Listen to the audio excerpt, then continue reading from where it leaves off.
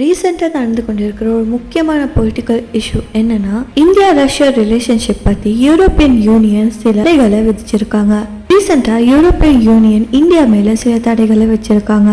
அது எதுக்காகனா, இந்தியா ரஷ்யாவுக்கு சப்போர்ட் கொடுக்கறதுக்காக. இது அவங்களுக்கு பிடிக்கல.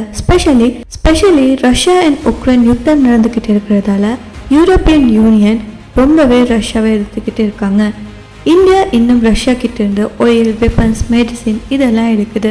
இந்த சப்போர்ட் யூரோப்பியன் யூனியனுக்கு பிடிக்கல. ஸோ அதனால அவங்க சொல்றது என்னன்னா, இந்தியா இந்த ஹெல்ப்பை கொடுக்குறதுன்னா ரஷ்யாவுக்கு இன்டெரக்டா ஹெல்ப் பண்ற மாதிரின்னு சொல்லி. இந்தியா இதுக்கு என்ன சொல்லுதுன்னா, நாம இண்டிபெண்டன்ட் ஃபாரின் பாலிசியை ஃபாலோ பண்றோம். ஸோ ரஷ்யாவுக்கும் நமக்கு நல்ல ரிலேஷன்ஷிப் இருக்கு. அதுல பிஸ்னஸ், டிஃபென்ஸ், எனர்ஜி மாதிரி முக்கியமான ஏரியாஸ் இருக்குன்னு சொல்லி.